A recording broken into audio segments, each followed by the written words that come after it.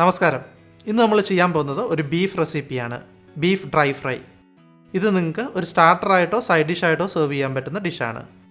My name is Shaan Geo and welcome to the video. നമ്മളിന്നിവിടെ restaurant സ്റ്റൈലിലാണ് beef dry fry അഥവാ BDF തയ്യാറാക്കാൻ പോകുന്നത്.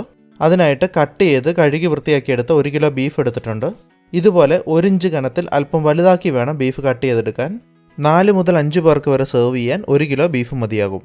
ആദ്യം നമ്മളിത് പ്രഷർ കുക്ക് ചെയ്യും, അതിനുശേഷം ഫ്രൈ ചെയ്തെടുക്കും.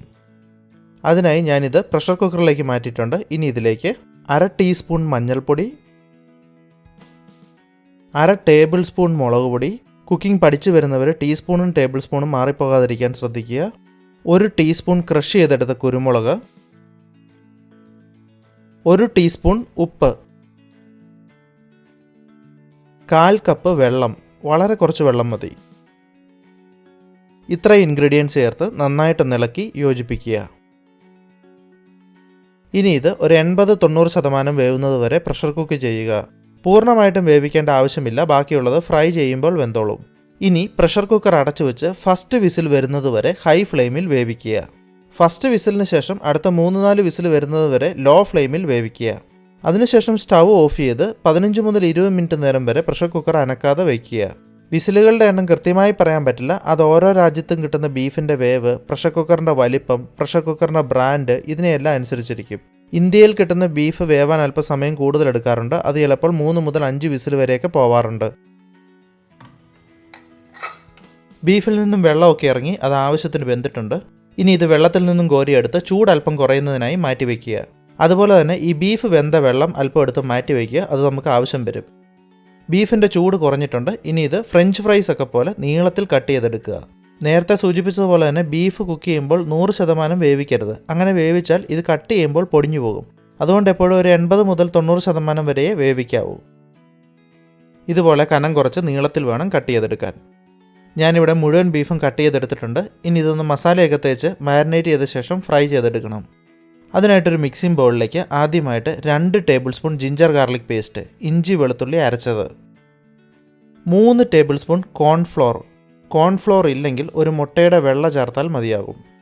1 ടേബിൾ സ്പൂൺ ചില്ലി ഫ്ലേക്സ്, മുളക് ചതച്ചത്. ചില്ലി ഫ്ലേക്സ് ഇല്ലെങ്കിൽ 3/4 ടേബിൾ സ്പൂൺ മുളക് പൊടി ചേർത്താലും മതി. അതോടൊപ്പം തന്നെ 1.5 table spoon Kashmiri chilli powder ചേർക്കുകയാണെങ്കിൽ നല്ല കളറ് കിട്ടും. ഇനി കാശ്മീരി ചില്ലി പൗഡർ ഇല്ലെങ്കിൽ അതിന് പകരമായിട്ട് 1 ടേബിൾ സ്പൂൺ സാധാരണ മുളക് പൊടി ചേർത്താലും മതി. 1/4 ടീസ്പൂൺ മഞ്ഞൾപ്പൊടി നമ്മൾ ഓൾറെഡി ബീഫ് വേവിച്ചപ്പോൾ ചേർത്തതാണ്, അതുകൊണ്ട് 1/4 ടീസ്പൂൺ മതി. 1/2 ടീസ്പൂൺ ഗരം മസാലയുടെ റെസിപ്പി മുമ്പ് പോസ്റ്റ് ചെയ്തിട്ടുണ്ട്, അതിൻ്റെ ലിങ്ക് ഡിസ്ക്രിപ്ഷനിൽ കൊടുത്തേക്കാം. ഗരം മസാല ഇല്ലെങ്കിൽ 1 ടീസ്പൂൺ മീറ്റ് മസാല ചേർത്താലും മതി. 1/2 ടീസ്പൂൺ ചെറുതായിട്ടൊന്ന് ചതച്ചെടുത്ത പെരുംജീരകം. ഇതുപോലെ ക്രഷ് ചെയ്തെടുത്ത പെരുംജീരകം ചേർക്കുന്നത് BDFന് നല്ലൊരു ഫ്ലേവർ കൊടുക്കും. 1/4 ടീസ്പൂൺ ഉപ്പ്. ആദ്യം നമ്മൾ ബീഫ് വേവിച്ചപ്പോൾ 1 ടീസ്പൂൺ ചേർത്തായിരുന്നു, ഇപ്പോൾ 1/4 ടീസ്പൂൺ. അങ്ങനെ ടോട്ടൽ 2/4 ടീസ്പൂൺ ഉപ്പാണ് ചേർക്കേണ്ടത്. 1 ടേബിൾ സ്പൂൺ ലൈം ജ്യൂസ്, നാരങ്ങാനീര് ഇല്ലെങ്കിൽ വിനാഗിരി ചേർത്താലും മതി. അവസാനമായി നമ്മൾ ബീഫ് വേവിച്ച വെള്ളം, ബീഫിൻ്റെ സ്റ്റോക്ക് 3 ടേബിൾ സ്പൂൺ. ഇനി ഇത് നന്നായിട്ടൊന്ന് ഇളക്കി മിക്സ് ചെയ്യുക. അതിനുശേഷം നമ്മൾ കട്ട് ചെയ്ത് വെച്ചിരിക്കുന്ന ബീഫ് ഇതിലേക്ക് ചേർത്ത് മസാലയെല്ലാം നന്നായിട്ട് തേച്ച് പിടിപ്പിക്കുക. ബീഫ് ചേർത്ത് ഇളക്കുമ്പോൾ ബീഫ് പൊടിഞ്ഞു പോവാതെ സൂക്ഷിച്ചു വേണം ഇളക്കാൻ. ഇനി ഈ മസാലയൊക്കെ ബീഫിൽ നന്നായിട്ട് പിടിക്കുന്നതിനായിട്ട് കുറഞ്ഞത് 1/2 മണിക്കൂർ നേരമെങ്കിലും മാറ്റി വയ്ക്കുക. 1/2 മണിക്കൂറിന് ശേഷം ഒരു പാനിൽ ഫ്രൈ ചെയ്യുന്നതിന് ആവശ്യമുള്ള എണ്ണ ചൂടാക്കുക. എണ്ണ ചൂടായി കഴിയുമ്പോൾ തീ ഒരു ലോ ടു മീഡിയം ഫ്ലെയിമിലേക്ക് വയ്ക്കുക. പിന്നീട് മസാല തേച്ച് മാരിനേറ്റ് ചെയ്ത് വെച്ചിരുന്ന ബീഫ് ഇതിലേക്കിട്ട് ഫ്രൈ ചെയ്തെടുക്കുക.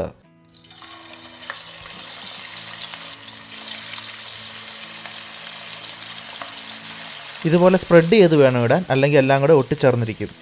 ആദ്യത്തെ 2 മിനിറ്റ് നേരം ഇത് ഇളക്കരുത്. ആദ്യം തന്നെ ഇളക്കി കഴിഞ്ഞാൽ ബീഫിൽ പറ്റിപ്പിടിച്ചിരിക്കുന്ന മസാലയെല്ലാം ഇളകിപ്പോരും.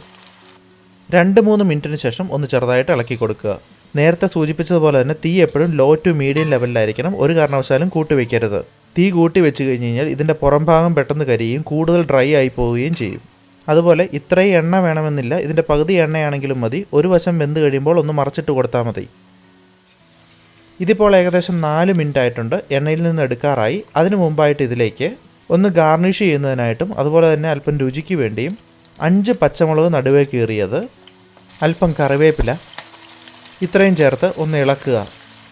ഏകദേശം അര മിനിറ്റിന് ശേഷം എണ്ണയിൽ നിന്നും കോരിയെടുക്കാവുന്നതാണ്. മാക്സിമം 4-5 മിനിറ്റ് നേരം മാത്രമേ ബീഫ് ഫ്രൈ ചെയ്യാൻ പാടുള്ളൂ.